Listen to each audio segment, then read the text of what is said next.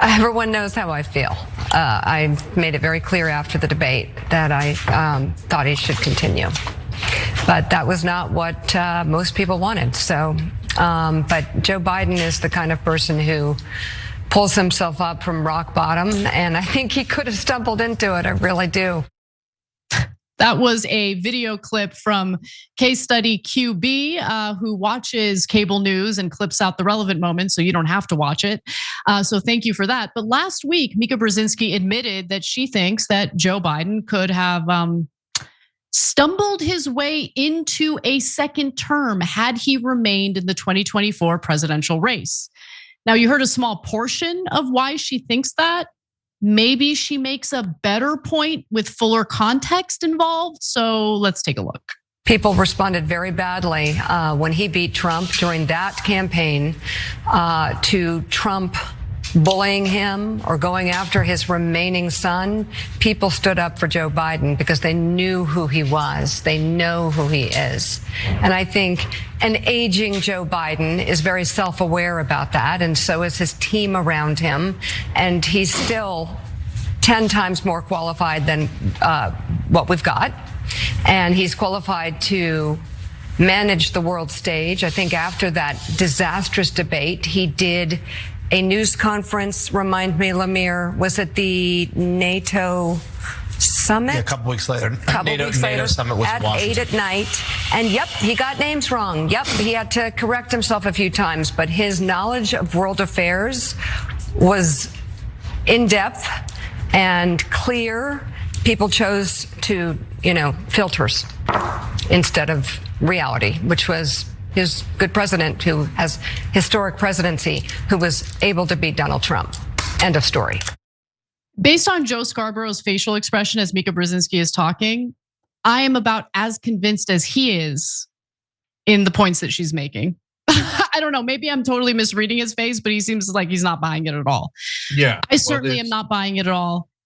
Biden's internal polling, his campaign's internal polling showed him losing 400 electoral college votes. Well, look, his face is probably grimacing because he's like, no, Mika, we're now kissing Trump's ass. Remember, we shifted. So we'll get to Joe in a second. But there's so many great things in that little clip. He could have stumbled into it, she said. Wow, that really is compelling. That maybe your preferred candidate, who's in obvious mental decline, could have accidentally stumbled into the presidency again. What a compelling case. Well, I mean, he did so great at that NATO summit press conference. I mean, he forgot a bunch of names and a lot of other things that had to be corrected later, but no one understands, but he had such a great command of foreign policy. Isn't that table stakes if you're running for president? I mean, I know it isn't lately. Trump barely knows foreign policy, and Biden's foreign policy was, Israel, what should I write in the blank check I'm about to send you for slaughtering Palestinians? Oh, by the way, that'll make me deeply, deeply unpopular, as a poll that we just shared with you guys shows. Only 20% of Americans liked his policy towards Israel. And among the young, it was under 10%. So, wow, what command of foreign policy. Okay, so it just, every part of this is comical, but the most hilarious part was when she said that people chose filters instead of reality. You're the filter, Mika. You're the filter who is detached from reality. His own advisor said 0% chance of winning, 0% but that's reality. But Mika's filter is, oh, so if you add another 1 and another 0, that gets to 100%.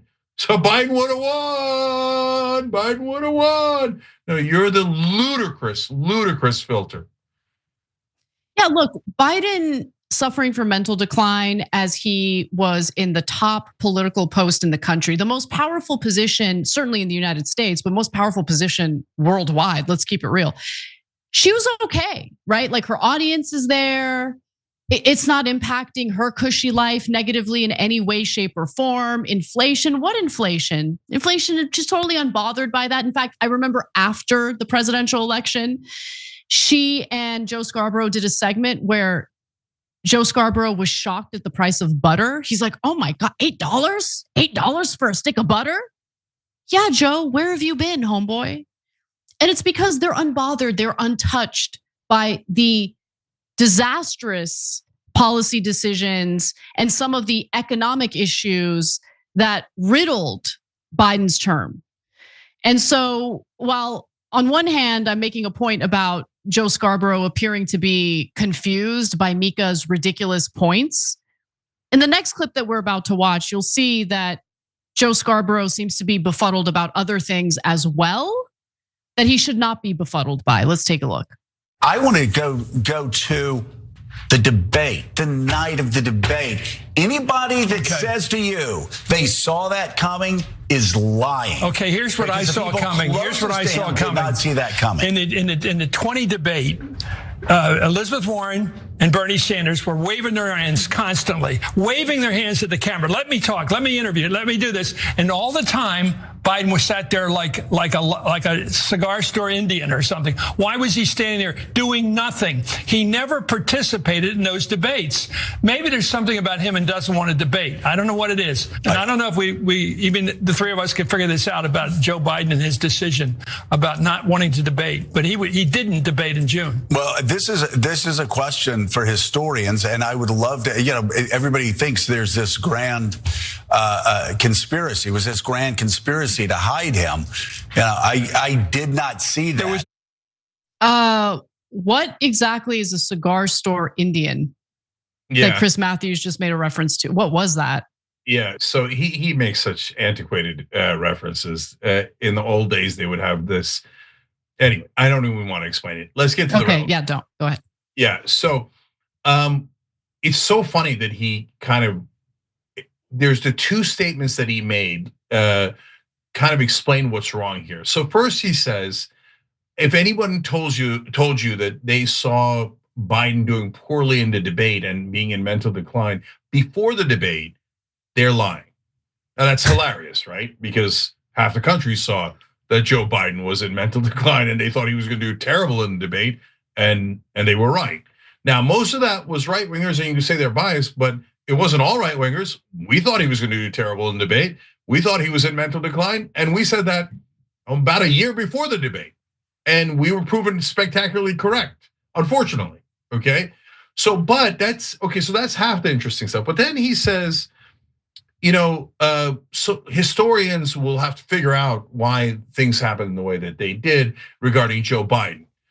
No, sociologists and anthropologists will have to break down why everyone in mainstream media couldn't see the most obvious thing in the world that the entire rest of the country did see. 7 out of 10 Americans said that Joe Biden was not mentally well enough to run before the debate. But when Scarborough says, well, I mean, they'd have to be lying if they said that before the debate. What he's accidentally saying is everyone he knows, because everyone he knows is in power, is in the establishment, and is in the elites. And among that group, they so believe their groupthink that they all believe that Joe Biden was young and dynamic. So in that group, Scarborough's actually telling the truth.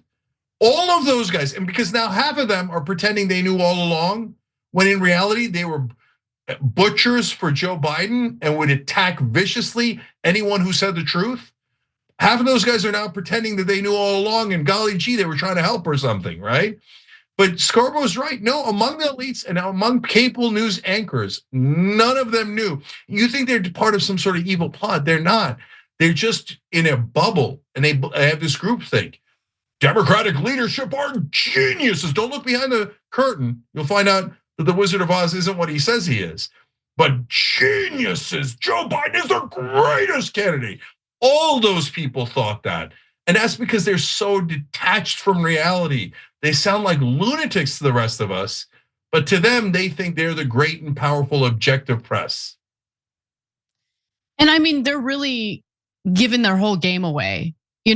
On one hand, they want to act like they're providing informative news to the American people, informative political analysis to the American people.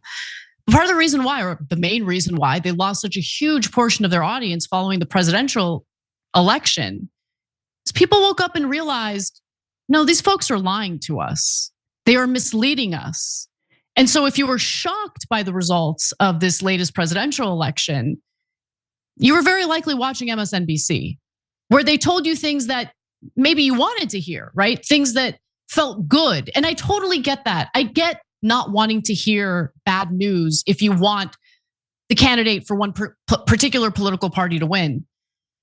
But we have to live in reality. And sometimes we're gonna hear news that we don't like, that goes against our political preferences. They just spoon-fed people exactly what they wanted to hear, exactly what they themselves as hosts wanted to hear. But that was not rooted in reality when it came to this presidential election, which is why Donald Trump won the popular vote, swept the swing states, and absolutely crushed Kamala Harris. And he would have crushed Joe Biden even more. Yeah. So look, they're friends with Joe Biden. They've said it. Yep. They talk to him all the time. They love that Joe Biden watches their show and then forgets about it instantly afterwards.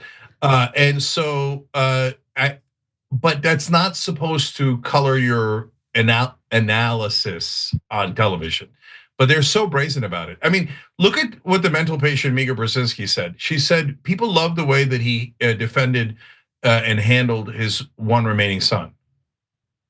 Did they?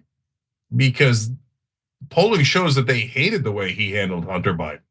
Yeah. Now you could say that's unfair, and we've defended that there was no connection between Hunter and Joe Biden because we stick with the facts no matter which way they go. But to be so deluded as to think that the American people really like the way Joe Biden handled Hunter, you have to be an extra level of detached from reality. Totally. So look, guys, it's not the fault of the voters or the viewers. They're getting their information from certain media sources. Everybody gets it from some media source, right? That's how you find out facts, information, etc. So if you, to Anna's point, if you were shocked by what happened in this election, by definition, you're listening to or watching or reading the wrong media. The media that you're reading or consuming is lying to you and telling you that Joe Biden had a terrific chance and that Kamala Harris had a chance at the end for sure, right? But that she had it locked up and it was guaranteed, just like Hillary Clinton's was locked up and guaranteed. They've been systematically lying to you for decades and calling it objective. Thanks for watching the Young Turks. We really appreciate it. Another way to show support is through YouTube memberships. You'll get to interact with us more. There's live chat emojis, badges. You've got emojis of me, Anna, John, JR. So those are super fun. But you also get playback of our exclusive member-only shows and specials right after they air. So all of that, all you gotta do is click that join button right underneath the video. Thank you.